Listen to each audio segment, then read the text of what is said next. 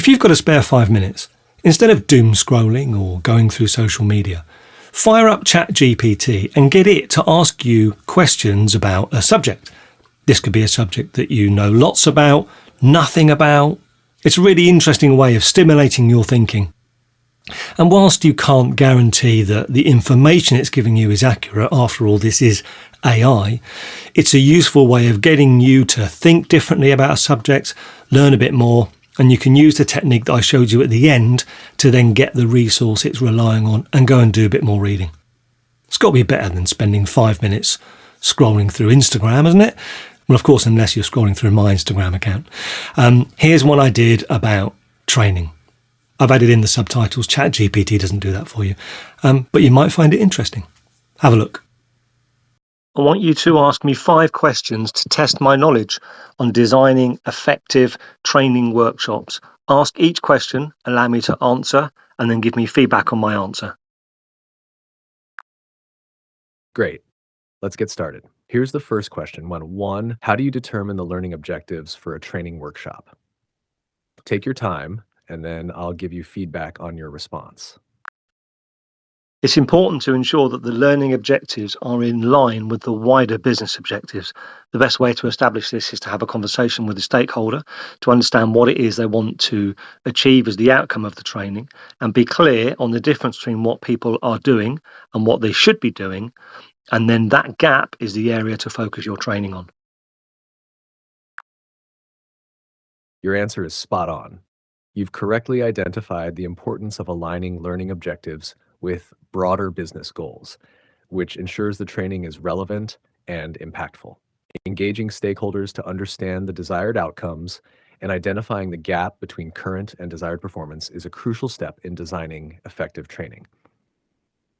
This approach ensures that the training addresses real needs and contributes to achieving tangible results. Now here's the next question. This is for 2.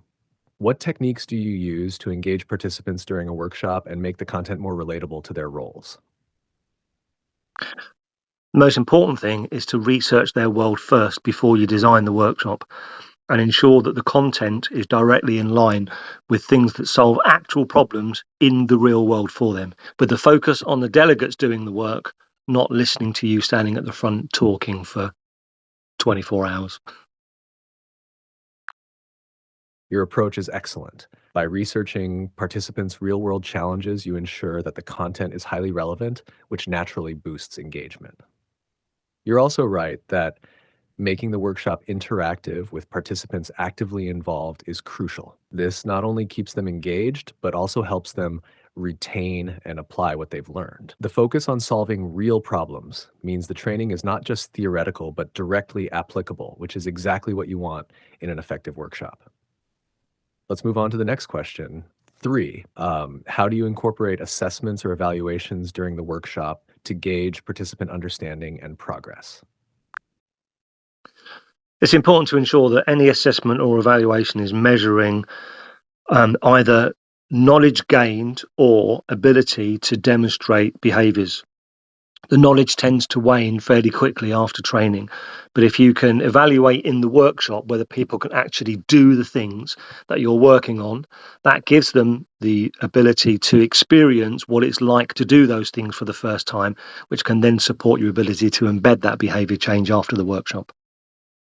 Don't do multiple choice quiz tests.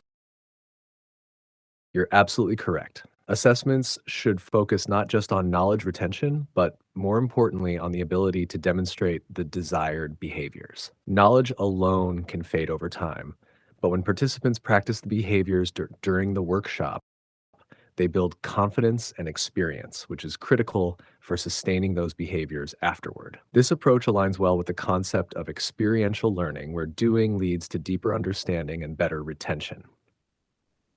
Here's the next question. 4, how do you ensure that the training content is retained and applied by participants after the workshop is over? You need to provide the tools to enable the participants to practice the skills after the workshop, have somebody support and embed that practice, and ultimately measure whether that behaviour change has taken place. The post-workshop period is absolutely vital, particularly the first 24 hours, to give participants the opportunity to try the things out in the real world, make mistakes and get things wrong, because people learn by making mistakes, not aiming for perfection, and ultimately ensuring that someone is supporting them and measuring the success of their behavior change and celebrating that success so they feel good about it.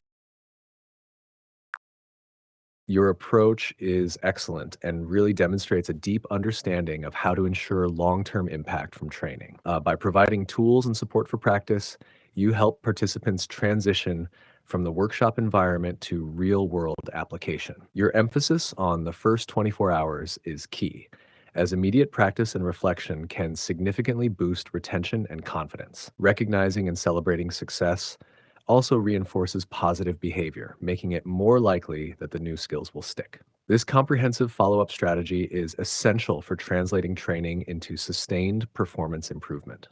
Now for the final question, 5. How do you customize a training workshop to meet the diverse needs of participants with varying levels of experience or knowledge? The most important thing is to keep it simple and focus on fewer things for people to learn and take on board rather than a large number of complex different things to learn. Many organizations make the mistake of trying to cover too much in the workshop, and even if one or two people in the workshop are keeping up, many get left behind and stay quiet. Ensure that you are checking in with each person to gauge their understanding, informal assessment to see how much of it they're picking up, and then provide the right amount of support in the real world. Ultimately, what happens in the workshop is just the catalyst. It's what happens afterwards that matters. Aim for less being more. Your approach is spot on once again. Keeping the workshop content simple and focused ensures that everyone, regardless of their starting point, can grasp and apply the new knowledge or skills. By avoiding the common pitfall of trying to cover too much, you make the training more accessible and effective for a broader range of participants. Checking in with participants during the workshop to gauge their understanding is crucial for ensuring that no one gets left behind, and it also allows you to tailor your support to their needs. You're absolutely right that the workshop should be seen as the starting point. The real change happens afterward, and keeping the post-workshop support in mind is key to ensuring lasting impact. Your focus on fewer, more impactful learning points is a strong strategy for maximizing the effectiveness of your training workshops. You've demonstrated a strong understanding of designing effective training workshops. Well done. Give me 10 links for further reading on these areas that we've discussed. Here are 10 links to readings that can help deepen your understanding of the areas we've discussed. Thank you. You're welcome. If you have any more questions or need further assistance, feel free to ask. Good luck with your training workshops.